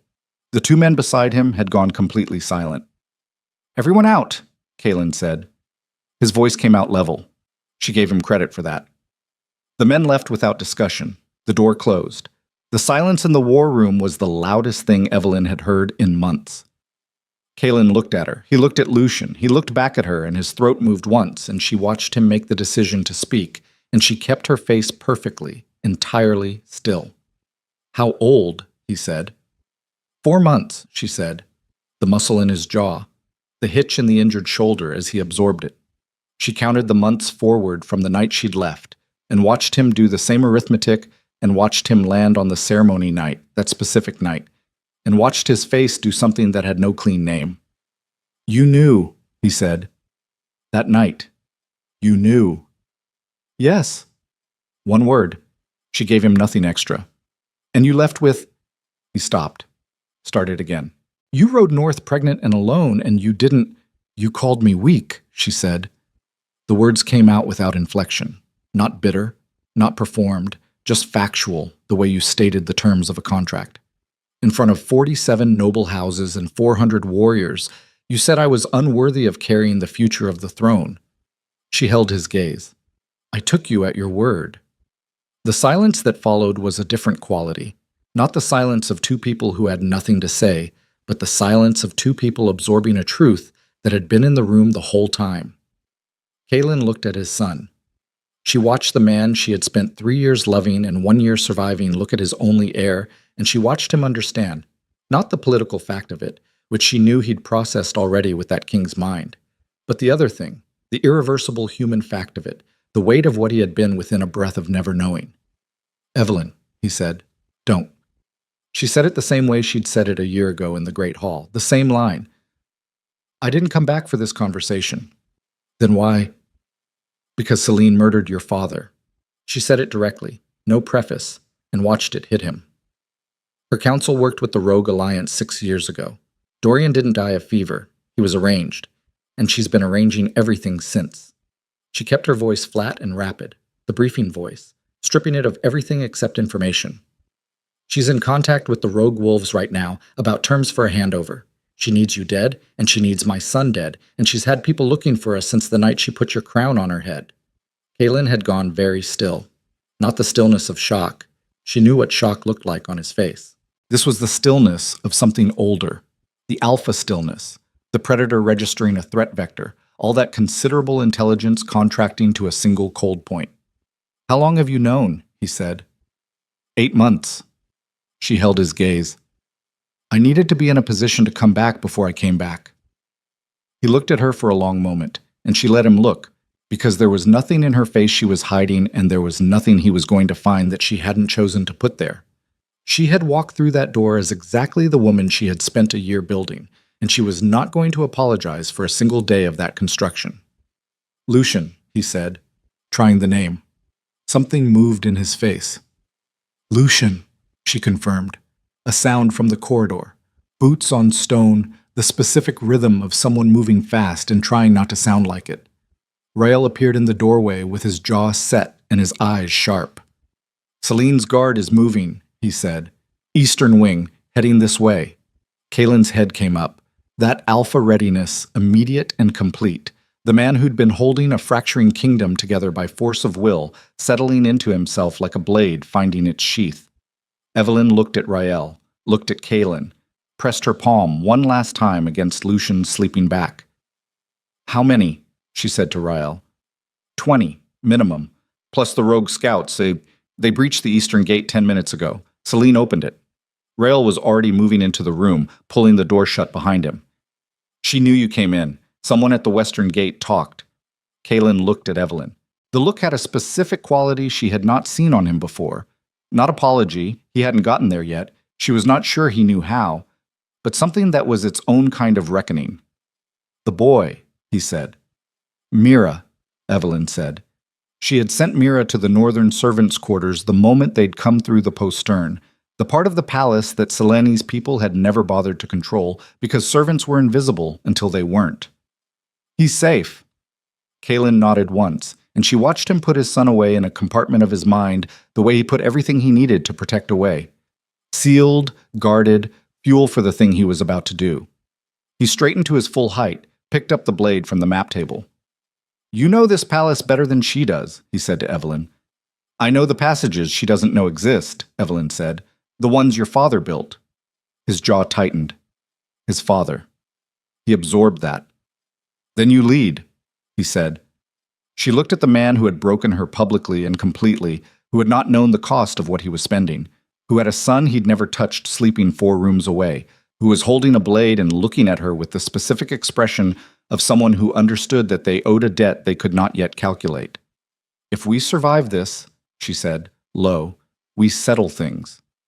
"Yes," he said. "Not the way you want to settle them," she said. "On my terms." A beat, his jaw, his eyes on her, and in them something she had not expected. Not argument, not the arrogance that had cost them both everything, but something that looked, stripped of everything else, like agreement. "On your terms," he said. She turned to the door. 20 of Selene's guard, rogue wolves in the eastern wing, a fractured capital, and a son 4 rooms away who carried power old enough to crack the throne room floor. She pressed the hidden panel beside the war room fireplace, 3rd stone from the top, the seam her fingers had memorized years ago out of habit and now needed for the first time. And the passage opened. "Move," she said. They moved, and in the corridor behind them, the sound of Selene's boots on palace stone grew louder, and the rogue wolves howled once in the eastern courtyard, and the last night of the old order came down on Dusk Hollow Palace like everything that had been building for 6 years, finally deciding it was done waiting. The passage was black and close and smelled of old stone and the specific cold of places that never saw light. And Evelyn moved through it without hesitation because she had memorized it years ago in a different life. Walking it alone on sleepless nights when the palace had felt like a territory she was still learning to occupy. She had not known, then, what she was memorizing it for. She knew now. Rael was behind her, and Kaelin was behind Rael, and she could feel Kaelin's presence the way she had always been able to feel it. That specific gravity, the mate bond signal running its wire through her chest even now, even here, in the dark with 20 armed wolves moving through the corridors above their heads. She did not look back. She moved. The passage split at the second junction. Left went toward the throne room. Right went toward the servants' quarters. She went right first. "Evelyn?" Kaelin's voice, low, controlled. "Mira has my son," she said without stopping. "We get him secured before we go anywhere near the throne room." A beat of silence that was not argument, but was the sound of a man recalibrating. Then his footsteps followed. Mira was where Evelyn had told her to be. The lower servants' hall, the room with the exterior wall, and the window that faced the western cliff face. The one that had a 3-foot drop to a ledge, and then a gully that ran north away from the palace grounds. Evelyn had identified that exit on her 3rd week in the palace and had never mentioned it to anyone. She had a habit of identifying exits. Mira opened the door before they knocked, because Mira had always operated slightly ahead of events. And she had Lucian in her arms, and her face was the controlled careful it went when she was frightened and refusing to perform it. Kaelin stopped in the doorway. He stopped because Lucian was awake. The baby was looking at him with those dark, assessing eyes, and the recognition that moved across Kaelin's face was the most unguarded thing Evelyn had ever seen on him, raw and immediate and entirely unmanaged. The expression of a man whose defenses had been built for every kind of threat except this one. Lucian made a sound, not distressed, curious. "He looks at everything like that," Mira said, with the specific dry tone she used when she was managing her own emotion by talking around it. Kaelin's throat moved. His hand came up, that broad, blade-calloused hand, and stopped 6 inches from Lucian's face, and Evelyn watched him ask permission in the only way he knew how, which was to stop and wait. Lucian grabbed his finger. The grip of a 4-month-old was not strong. It was not supposed to be.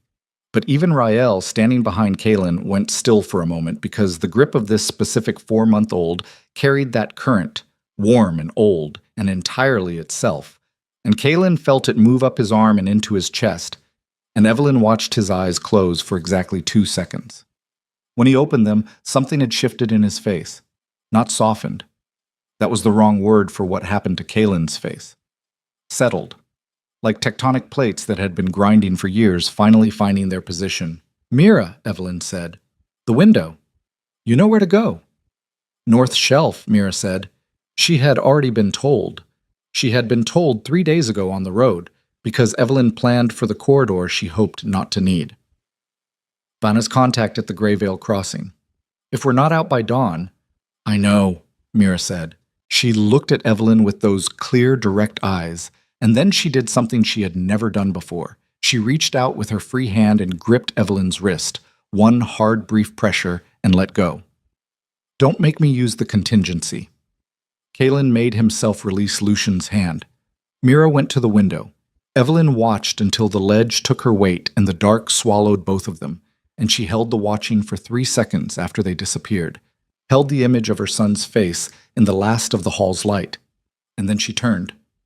"Throne room," she said. They came up through the floor. The throne room had a sub-level access panel behind the dais that Evelyn had discovered in her 2nd year, and Kaelin had apparently not known about, which told her something about how differently they had inhabited the same palace. She came up first, blade drawn, and found the room dark except for the mooncrest silver inlay catching the torchlight from the corridor beyond the main doors. Then the main doors opened.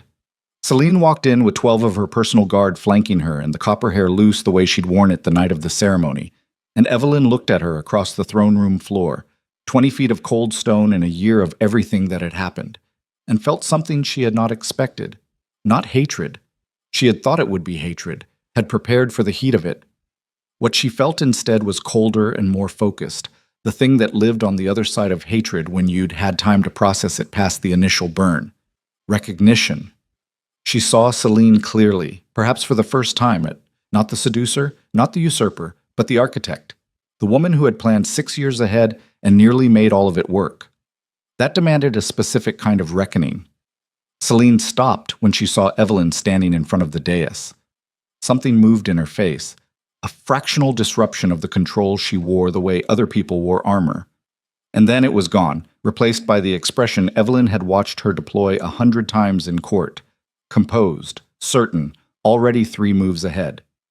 "You came back," Celine said, her voice carried easily in the stone space. "I have to admit, I didn't think you had it in you." "I know," Evelyn said. "That was your mistake." Celine's eyes moved, quick, professional, reading the room, and found Kaelin stepping up from the floor panel, and found Ryle positioning near the eastern pillar, and made her calculation. 12 against 3. She liked those odds. Evelyn could see her liking them. "You've been busy," Celine said to Kaelin. The familiarity in her voice was a performance of intimacy, the specific weapon of someone who understood that perceived closeness was leverage. "Crawling through your own floors with your dead exile." "My father," Kaelin said. His voice came out with a quietness that was more dangerous than volume. "Tell me about my father." The room went a different kind of still. Celine's face did not change. That was its own answer. The non-flinch of someone who had already made their peace with what they'd done, who had cauterized the part of themselves that would have reacted. "Your father was a weak king who would have handed the territory to the border wolves inside a decade. Everything I built, everything you took," Evelyn said. Celine looked at her. For the first time, something genuine moved in her expression. Not guilt, not remorse, but the specific acknowledgement of one player to another. "Everything I built," she repeated, deliberate. "Requires a willingness to see what others won't. Kaelin was never going to be strong enough with you beside him. You were always going to be the softness that cost him everything."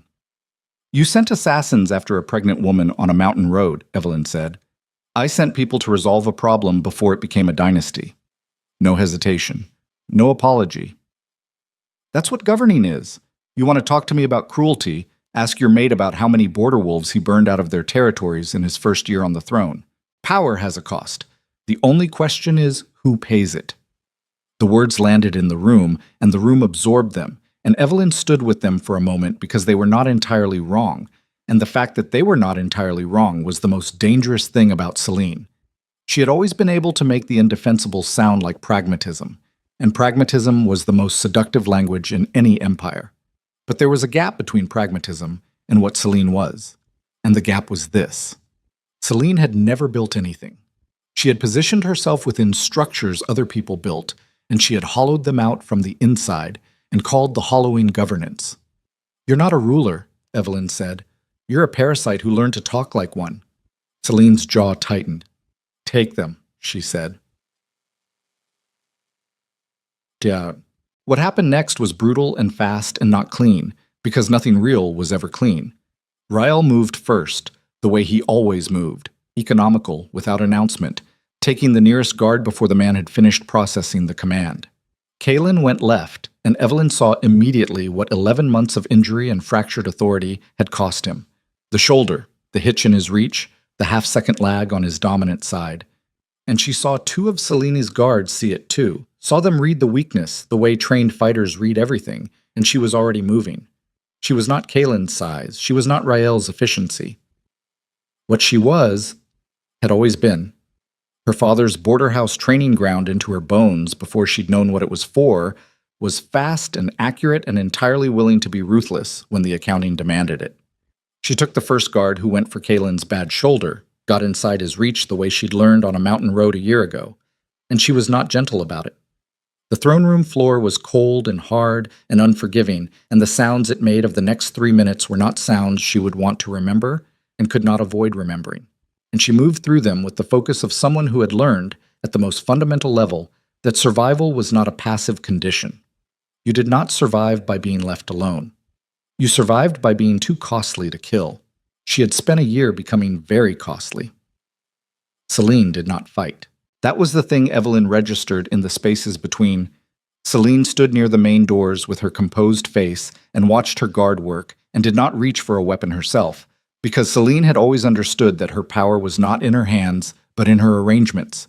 And her final arrangement, Evelyn understood with cold clarity as the fight moved across the throne room floor, was already in motion. The eastern doors burst open.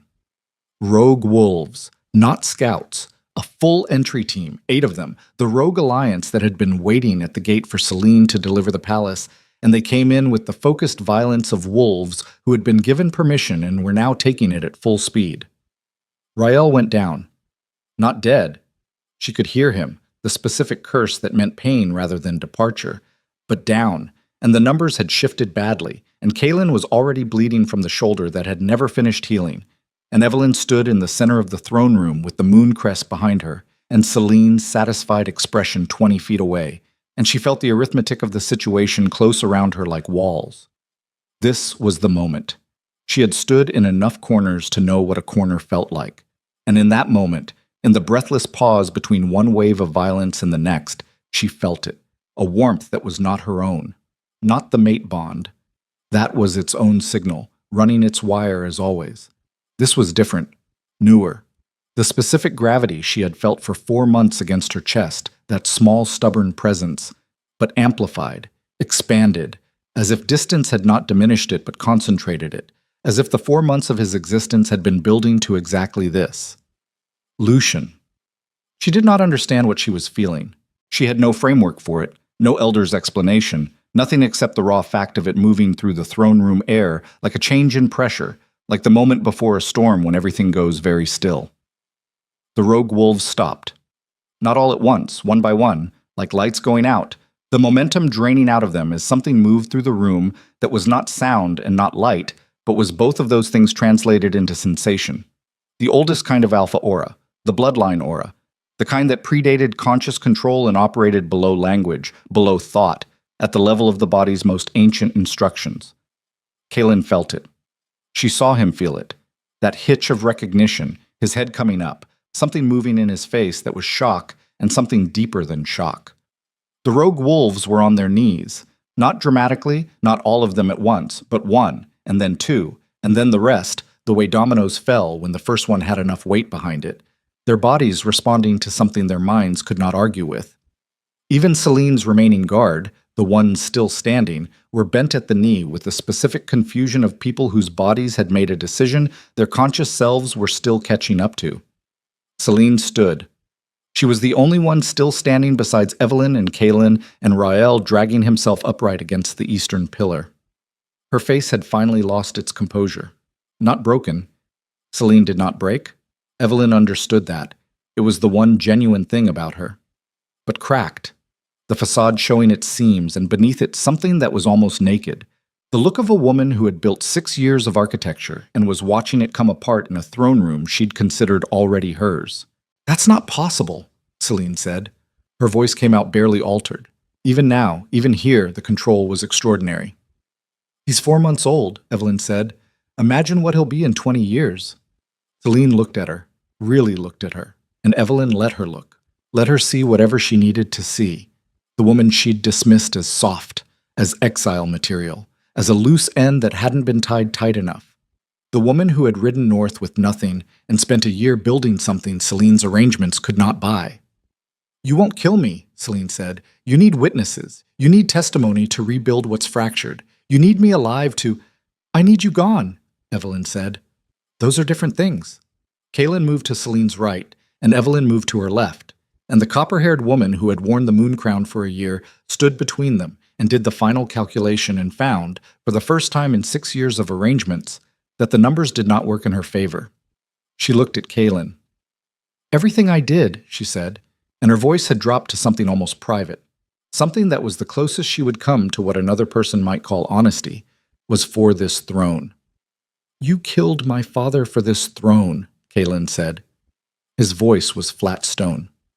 "You murdered him, and put his death on wolves I spent years hunting. And the throne is still standing." Her chin came up. "Whatever you think of how I built it." "You didn't build it," Kaelin said. "You occupied it." He stepped forward, and Celine, who had not flinched at anything in this room tonight, stepped back. One step. Involuntary.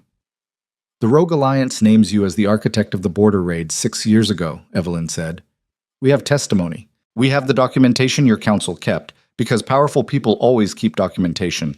They can't help themselves. It's how they manage what they've built. She held Celine's gaze. The packs that fractured when the throne went unstable will come back when they see what fractured them. You will stand in front of every alpha and every noble house in this territory, and you will answer for what you arranged. Celine looked at her for a long moment, and then, with the specific grace of someone who understood when a position was untenable and refused to collapse ungracefully in it, she straightened and looked away first. The rogue wolves were bound. Celine's guard was disarmed.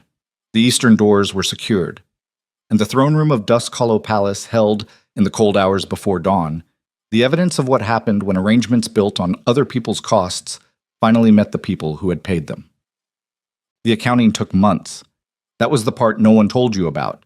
How long the aftermath was, how unglamorous, how much of rebuilding a fractured thing was the slow, unglamorous labor of showing up every day and doing the work that didn't announce itself.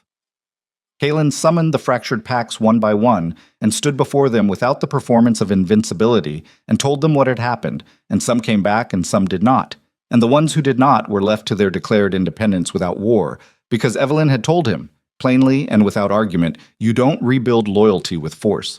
You rebuild it by being worth returning to. He had listened. That was the thing she had not predicted, how completely he had listened. Not in the way of a man making a strategic calculation about the value of appearing to listen. In the way of a man who had looked at the cost of not listening and found it totaled higher than he had the means to pay again. She did not make it easy for him. She had told him in the war room and she held to it. Her terms, her pace, the distance rebuilt at the rate she could trust it, rather than the rate he needed. There were weeks when she kept rooms between them, and weeks when she did not, and he held to whatever she gave without pressing for more. And she watched him do it and understood what it cost a man like Kaelin to hold still when everything in him ran toward control. Understanding it did not obligate her to accelerate, but it went into the accounting. Lucien grew. He grew the way children grew when they were somewhere safe, fast, and full of himself, and completely indifferent to the politics of his existence. He walked at 9 months, which was early, and spoke his first word at 10, which was not Mama or any version of Kaelin's name, but was, emphatically, no, which Mira declared the most on-brand developmental milestone in the history of the royal bloodline. Kaelin spent hours with him, not the performative hours of a king acknowledging an heir, the actual hours of a man who had understood what he'd almost lost and was not going to perform gratitude from a distance when proximity was available. He sat on the floor of the nursery. He let the boy climb on him. He took the small hands that carried the current and held them without flinching, and Evelyn, watching from the doorway on a morning when the winter light came through the mountain window at the angle that made everything look like it was made of something worth keeping, felt the mate bond run its wire and did not press it down. She let it run. She had been pressing it down for a year. She understood why she had done it, and she did not regret it, and she was also very tired of it, and somewhere in the space between those two true things she found the room to let it be what it was. Kaelin looked up and found her in the doorway. He said nothing. He had learned in these months the difference between silence as avoidance and silence as something that could hold weight, and he was sitting in the weight of this one, morning light, his son's hands in his, the woman in the doorway who had built herself into someone he did not have the right words for yet. Lucien looked at her and said, "Mama, look." She looked at what he was showing her, which was a small stone he'd found somewhere and was offering with the urgency of someone who had discovered treasure. She crossed the room and crouched and took the stone and examined it with the seriousness it deserved. Kaelin was watching her. She felt it the way she always felt his attention, with her whole body, the unavoidable physics of proximity to something that had been part of your fundamental architecture for years. "Evelyn," he said. She looked at him. He had rehearsed this. She could see the rehearsal in his face, the careful preparation of a man who understood that the wrong words in the wrong order would cost him the only thing he was still trying to get right. He was 40 years old and he had ruled a kingdom and fought a war, and she had watched him address 400 warriors without a tremor. And he was looking at her right now with the specific expression of a man for whom this was harder than all of it. Good, some part of her thought. Not cruelly, Honestly, it should be hard. The things worth having should be hard. I don't have a version of an apology, he said, that's big enough for what I did. She held his gaze and waited. I know that, he said. I'm not going to insult you by trying to make one word sized. He looked at his son, briefly, and back at her. What I have is every day. Whatever that's worth. I know what it's worth right now, which is not much, and I know what I'm asking you to let me try to build it toward. He stopped. The jaw. The controlled stillness. I'm asking. She looked at this man she had loved and survived and rebuilt herself in the aftermath of, and she felt the weight of what he was asking, not for forgiveness handed over clean and complete, but for the opportunity to earn something incrementally in the only currency that could not be faked. Time. Presence. Showing up. She had spent a year learning what showing up looked like when the only one you were accountable to was yourself and a child and a pack of northern wolves who owed you nothing. She knew the cost of it. She knew it was the hardest kind of work because it had no single moment of completion, no ceremony where you could declare it done. She also knew it was the only kind that held. You don't get the title back first, she said. You don't get to stand beside the throne and call me Luna and have that mean what you want it to mean. She kept her voice level. You earn the right to call me that by what you do with the days, not what you say about them. Yes, he said. And when Lucian is old enough to ask what happened, she said, you tell him the truth, all of it. A muscle in his jaw, that one cost him. She watched it cost him and did not flinch from watching because he needed to know she would not protect him from the accounting. Yes. And you understand, she said, and her voice dropped to something quieter and more final, that I'm not the woman who left. That woman had more patience for silence than I have now. What I am is what I made myself into out there, and it is not easier to be in a room with. She held his gaze. That's what you're asking to be in a life with. Kaelin looked at her for a long moment. I know, he said. That's why I'm asking. Lucian put the stone in her hand and then immediately tried to take it back, and she let him have it, and the morning light held them all in it, without opinion. The new moon crown ceremony was held 2 years later, at the end of the second winter, when the fractured pacts had mostly returned and the rogue alliance had been dismantled at its roots, and the capital had stopped looking like a thing in the process of collapse, and had started looking like a thing choosing what to become. Evelyn had not planned the ceremony. That detail mattered to her. She had not engineered it, had not told Kaelin it was time, had not constructed the occasion out of a need for vindication. It had come from Aldrich, old Aldrich, gray-bearded and implacable, who had performed 4 ceremonies and outlasted the consequences of all of them, who had told Kaelin quietly that the kingdom needed to see what was standing, and what was standing needed to be named. She wore gray. Not the ash gray of the gown she'd worn on the night everything ended, but a different gray. Darker, heavier, the gray of mountain stone, the gray of the iron veil walls that had held her when she had nothing else to hold on to. She wore it because it was the color of what had built her, and she was not going to stand before 400 wolves in a costume that pretended the intervening years had not happened. The hall was full. Every pack that had come back, and several that had come back and brought others with them, and the nobles who had stood in silence on the night of the first ceremony and were standing now with something different in their faces. Not excitement, solemnity. The kind of attention you brought to something that had cost the room more than it wanted to admit. Lucian stood beside her, 2 years and 2 months old, and he stood still with the preternatural patience of a child who had been born knowing he was waiting for something he would eventually grow into.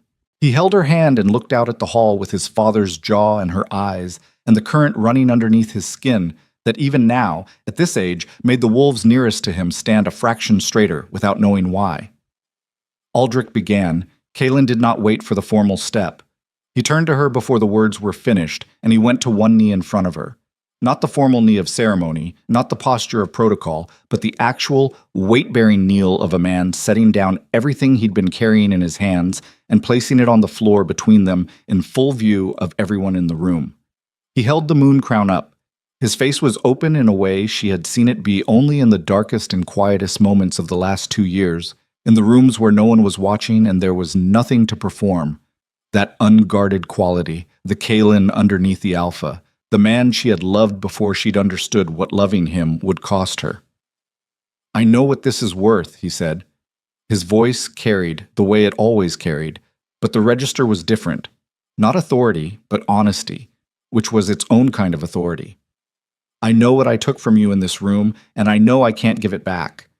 What I can do is stand in front of every witness in this kingdom and tell them what I know now. He held her gaze. That the strongest thing in this hall tonight is not me. It never was. The room was absolutely still. She looked at the crown in his hands, the circlet of silver and darkwood, the old markings, the weight that had never been about the metal. She looked at Kaelin's face, at the man who had broken her publicly and completely, and had spent 2 years learning what breaking something actually cost.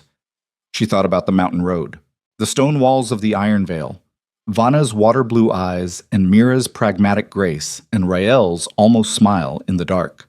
She thought about the copper basin and the second pulse, and the moment on a cold floor in a palace corridor when she had pressed her forehead to the stone and breathed and decided that disappearing was not the same as surrendering. She thought about what it had taken to come back. Not the logistics, the decision. The choice to return not as a supplicant and not as a conqueror, but as exactly what she was, a woman who had walked out with nothing except the future in her body and had built enough with her own hands that walking back in was not need, but election. You did not arrive at that kind of standing through victory. You arrived through every day you chose to remain yourself when remaining yourself was the hardest available option. She reached out and took the crown from his hands. She held it for a moment, felt the weight of it, the actual physical weight, which was not heavy, had never been heavy, the lightness of it always the first surprise. And she looked at it with the clear eyes of a woman who no longer needed it to define her. Then she placed it on her own head. The crowd did not erupt. It was not that kind of moment. What moved through the hall was something older and quieter, a sound like tide coming in.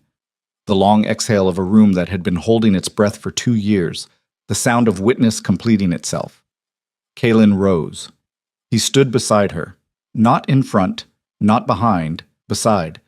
And she felt the mate bond align the way it had not aligned in years, warm and certain and no longer a signal of debt or loss, but simply a fact of what they were. The way gravity was a fact. The way north was a fact. Lucian reached up and took her hand with his free one, and with the other he held Kaelin's, and the three of them stood before the kingdom they were going to build together. Not the kingdom that had been, not the thing that had fractured and burned and nearly destroyed itself from the inside, but the thing they were going to make from what remained, which was neither pristine nor simple but was real and earned and theirs. Outside the palace walls, the mountain air was cold and clean and entirely indifferent, the way it had been on the night she'd ridden north with nothing, and the way it would be after all of them were gone. The mountains did not care about crowns or ceremonies or the complicated human mathematics of love and damage and repair. But inside the hall, in the torchlight, with her son's hand in hers and the crown on her head and the kingdom watching, Evelyn Ashford stood in the exact center of everything she had built from the rubble of everything she had lost. And she was not grateful for the suffering that had made her, because suffering was not a gift, and she was not going to perform that particular lie.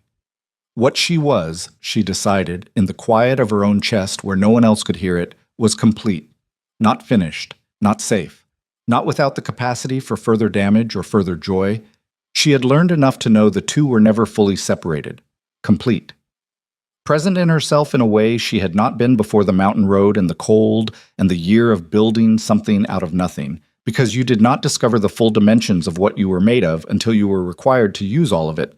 The crowd roared, and the curse that had haunted the throne of Dusk Hollow for 6 years broke without ceremony, in the way that all real things ended, not with a thunderclap, but with the quiet, permanent settling of something that had finally found its ground,